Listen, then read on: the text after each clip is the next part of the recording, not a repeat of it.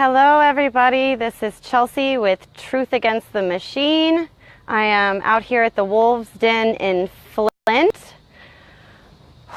So, I know we got to get people coming in here, but I want to talk about these Intercept files, and I want to talk about the information that is now coming out, the things that we have always suspected that are now coming out as true, and it's very clear that they are true. So, the Intercept has made it public that there were infiltrators, there were feds within the camp in Standing Rock, which we all knew to some extent, but even me, I to some extent thought that most of it was a conspiracy theory, because you're in this camp and you're hearing everybody running around saying this person's an infiltrator, this person's an infiltrator, and you think maybe they're just an asshole, maybe they're not an infiltrator. So a part of me was maybe on the fence as to whether it was as overblown as everybody said that it was and kind of purported it to be in the camp. But now we're seeing these Intercept files, and it's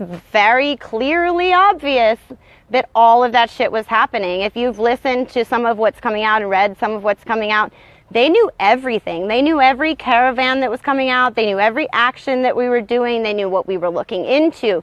They knew what was happening with our kitchen deliveries. They knew what supplies we were getting, where they were coming from, what states we were dealing with. They knew absolutely everything. Everything. There was nothing that they did not know about what we were doing in Standing Rock. So, I've been traveling to these camps over and over and over again, and I've heard from people there of we got to tighten up security. We can't let everybody come into these camps. We have to do it differently than we did at Ochetti. And I've been the first one to say that I don't agree with that, and I think we should let everybody in, and that we need everybody we can possibly get. We should, I've been all about the love unity movement, but I got to say, I think I might be wrong. I think I might have been totally wrong. I underestimated the things that were going to come out in this Intercept article and this information that is coming out now. And I've really personally started to rethink my stance on all of this, especially now with this new camp and us having started this camp and being in a position that I most certainly was not in Standing Rock. I feel like it's time for me personally to look at this differently, and for the people here to look at this differently, because we can make this a love unity movement, and we can say that we accept everybody and we love everybody, and we always have these instinct to say we forgive you for bad behavior. We see dramatic behavior, we see bad behavior, we get these bad feelings about people, and we continue to work with them, and we continue to try, and we consider it a healing movement. But is that doing us a service? Is it doing us a service to ignore the feelings that we have about people, especially now knowing the information that we know from the Intercept articles of that there are people coming into these camps. There are people watching these camps. It's been proved that Tiger Swan and these groups are not only did they go and watch Standing Rock, they are watching Flint. They are watching Oklahoma. They watched Florida, Pennsylvania. They've had their hand in all of it. All of this information shows that they've gone everywhere we've gone since Standing Rock. They are everywhere. These people have been with us at one point or another. And at these smaller camps, there's only been a handful of these people who have continued to go to these smaller camps. That really takes that pool down to a whole lot less options. So and the problem with these people, though, these infiltrators, is that yes, you have your gut instinct of there's something wrong with this person is causing problems, this person is agitating, this person is causing drama, but you typically have zero proof.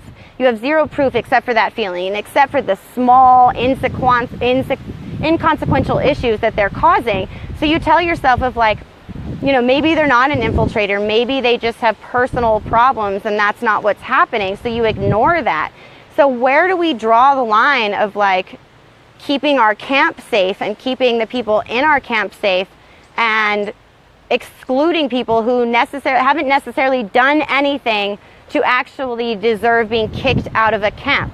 Because we have our rules of no violence, no alcohol, no weapons, no hate or discrimination, but we don't have rules towards being dramatic or asking too many questions or being too loud. We don't have rules against this. These are behaviors that are frowned upon and cause trouble in the group, but there's no like actual rules in place about these behaviors. So what do we do about it? How do we enforce this? And can we enforce it based on rumors? Because we may all believe that those rumors are true, but can we enforce rumors? Can we, as people of a camp, as a small community, as a close-knit community, as leaders of any camp or any local activist movement or any, Facebook page that you're running, whatever it may be, can we enforce rumors? Is that something that we can actually do? That's a really hard question to ask. That's something that we have talked about here as a group. We've talked about it in our council of sorts. And personally, I feel like the only thing that we can do is trust our instincts on these people and to, make a rule about, maybe not, you don't have to call it a rule, but invite everybody to come to your camp or to your organization for a limited period of time, for a day or 2 days, and then see if that person meshes with your camp. See if that person causes anyone to feel uncomfortable. See if that person causes problems in that time period before you ask them to stay and be a permanent part of what you're doing. Because you have to remember that we're acting towards something bigger, and we're taking on something huge. We are taking on an entire system, and we are aware, factually aware, that they are working against us to do that. We have to be strategic. We have to get smarter. We may want to have the most loving and fantastic unity movement in the world, and we need unity amongst each other, but we also have to be smart, and we also have to trust our instincts, because our intuition is there for a reason. I'm especially talking to women. Your intuition is there for a reason. If you feel something and the others around you feel something different about someone, trust that. We don't have to allow everyone to stay with us permanently. We don't have to allow everyone to become part of an inner circle. We don't have to.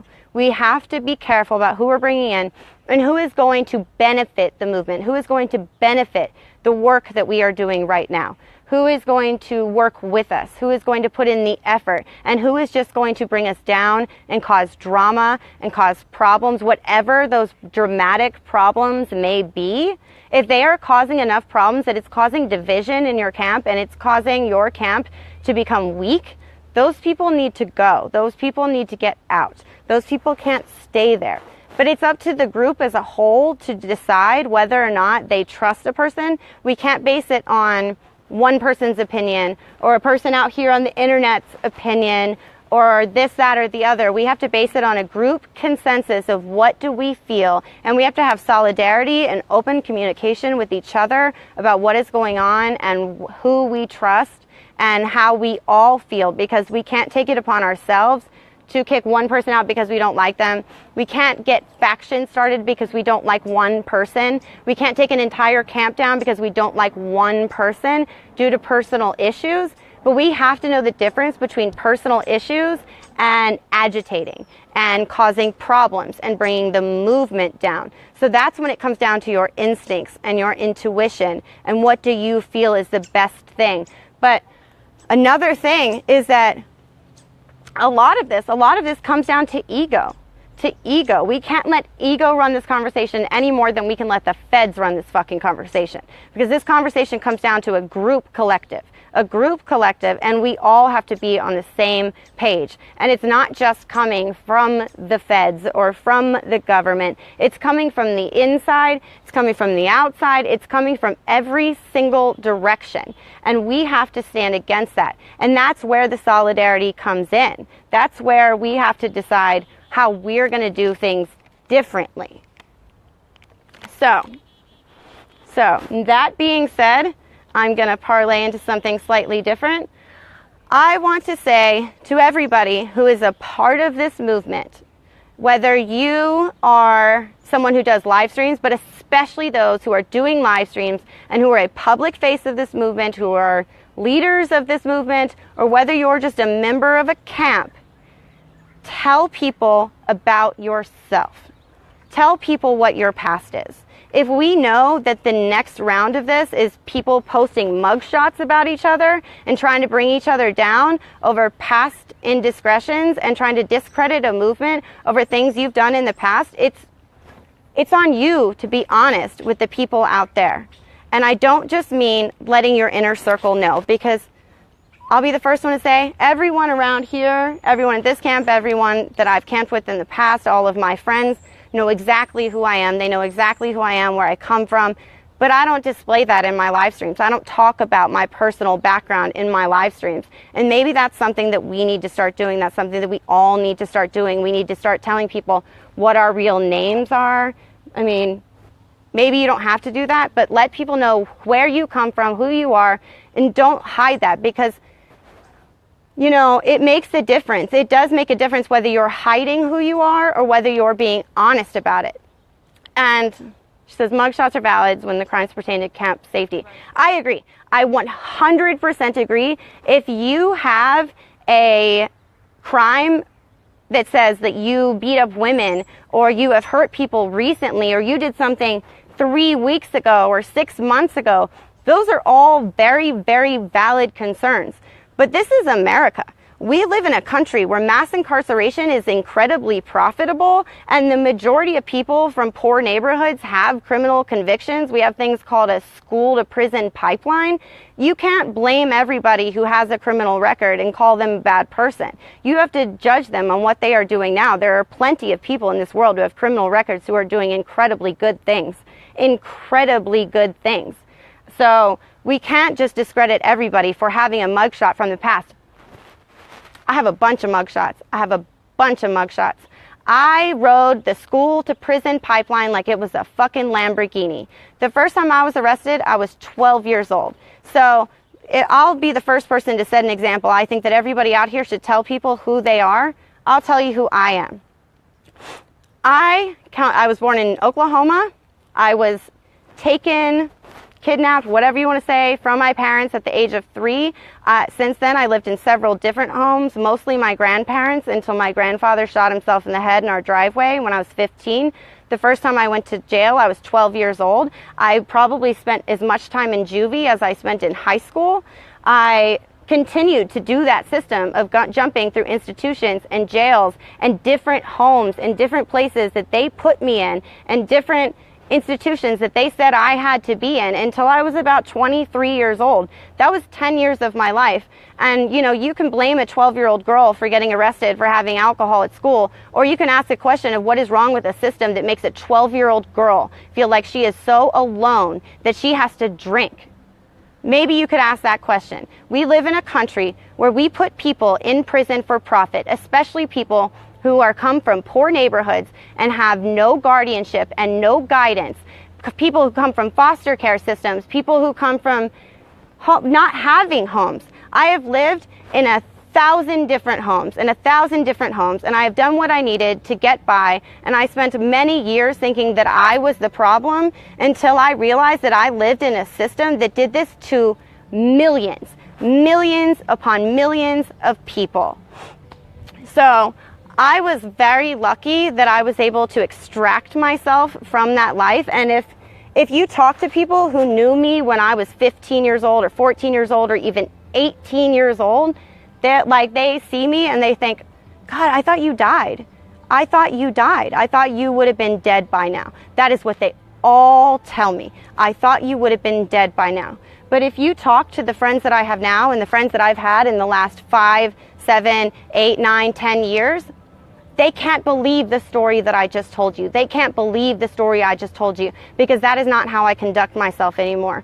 And I am here to tell you, and every single one of you that has been like me, that has taken that school to prison pipeline like a Lamborghini, that it isn't your fault. You are part of a system that wants you to fail. You are a part of a system that wants you to fail. Look at the statistics. More people in these neighborhoods, in poor neighborhoods, and from systems that I grew up in, we're more likely to go to prison than we are to go to college. I didn't go to college. I most certainly didn't go to college. I am lucky that I was able to pull myself up. At the age of 24, I taught myself how to do bookkeeping. I taught myself how to make websites. I got myself a good job. I started making good money. And eventually I was married. I had children. I had a nice little home in Hawaii. I was making good money. I was doing well for myself. And yet I felt empty because I knew that I had only saved myself. I had only saved myself. And it is not good enough to just save yourself. And we cannot shame the people who have been through this and are trying to do something different with their lives, because I see a million people out here just like me. I saw a million people in Standing Rock just like me. And we all have the same story. We came from a broken system, a broken home, whatever it might have been, and we got caught up in the wrong things. But we changed, and we realized that it wasn't us that was a problem. It was a system that was a problem. We are all now standing against that system to say we're not going to let you hurt other people. I will lay down my life if I have to, if it keeps anyone from going through the things that I had to go through, and the places that I had to go, and the things that I had to experience to get to the point where I am now, to say that I don't need any of the things that I thought that I needed. I don't need that job. I don't need that money. I just was finally making that money that I thought was going to make me happy, that house I thought was going to make me happy, that life that I thought if I attained it, I could be like them. I could be like them, the rest of the people I was supposed to be like, the goal, the American dream. The American dream is a lie. The American dream is a lie. Making yourself comfortable will not help anyone. We are not in a situation to make ourselves comfortable. We are in a situation where it is time to let go of our experiences and to bring our experiences to the public, and to let people know that you are not alone in what has happened to you. You are not alone in the choices you made. You are not alone, and you are not the problem. The system is a problem. We can all break away from the system by offering each other love and something different, and opportunity and respect for each other. So while I will agree that having recent charges, or having charges that say you violated a woman or a child, or you did something 2 weeks ago, yes, that is a problem. That is a problem. But having problems from your past, that doesn't discredit you. I would like to see every water protector in this movement tell me whether or not they have a mugshot hiding somewhere. So if people want to post mugshots, you can post mine. There's plenty. You can go, you can find them. I've tried Google them. I can't find them. If you find them, you're more than welcome to. I don't have anything to hide, because if it weren't for the things that happened to me, and if it weren't for the places that I've been and the things that I've seen, I would not be here right now. If I had lived the comfortable life that I once thought that I should have had, and that I once thought that I wanted, I wouldn't even care about any of these things. I wouldn't have the empathy available to me to care about these things. But I do, because these things happen, and I am grateful that these things happen. I, for the first time in my life, am grateful that these things happen. I've spent a lot of my life suffering. I've spent a lot of my life thinking things were my fault and thinking things were other people's fault. And now, today, I am grateful to say that these things happen, because here we are now, here we are making a difference in the world, and here we are making things right. And if I hadn't had those experiences, I wouldn't be here. I wouldn't be doing any of this. So let's be careful who we judge and what we judge people on. We know that this is real. We know the infiltrators are real. Everybody needs to be honest about who they are, where they came from. My name is Chelsea Lyons. I was born in Oklahoma City. You can look me up anytime you want. You can look up whatever you feel. We should all be honest about that. And then once we do that, and once we have a clear stance of solidarity and knowing each other and trusting each other, it will make it so much easier to trust our instincts when we know that someone is not meant to be here with us right now. And that's what we need to do. We need to grow as a movement. We need to get strategic. We need to get to know each other. We need to get to know everybody around us, and we need to trust each other enough to make these decisions together, even when they are hard choices. I spent a lot of time around people in Standing Rock that I thought were infiltrators. I knew deep down inside of me that they were fucking infiltrators. but I couldn't do a damn thing about it because there was no proof. There was no proof. There was nothing we could do. I didn't have the power to do it, and neither did anybody else. And I've been to 4 or 5 camps after that, and the same feeling has come up in me and the people that I've seen there. I've had that feeling more than once. I've had that feeling about the same people over and over and over again. And now we have paperwork coming out to show that we were right. We were right about individual people. We were right about everything. And we should have trusted our instincts the first time. And it is time to trust our instincts now because we know who they are. We know who they are, and it's time to work as vigilantly in investigating them as they do in investigating us. It is time for us to own our power, own what we are doing, and stand up and say, we are going to proactively work against this. We are going to set up protocols that proactively work against this because we, as a movement, cannot afford to fail. We cannot afford to fail now. We're all aware of what happens if we fail, right? We're all aware of what happens if there's no water, right? We cannot afford to fail. There is no room to fail. So it's time to get smart, it's time to get strategic, and it's time to get in solidarity and unity with the ones who know what's going on. It's time to band together, stop the drama, stop attacking each other. Let's vet people. Let's get facts on people. Let's do this from a place of logic and not a place of ego, not a place of drama. That is all I'm saying to everybody in these camps. I feel like I have sufficiently rambled and ranted. So thank you all. I love you guys. I just want to put this out there. I hope more people will follow suit and try to start a transparent movement. We need transparent people. We need a transparent movement. We need especially transparent leadership who is going to tell us the truth, because we just can't keep popping out of the woodwork with this story and that story about this person and that person without having any backstory.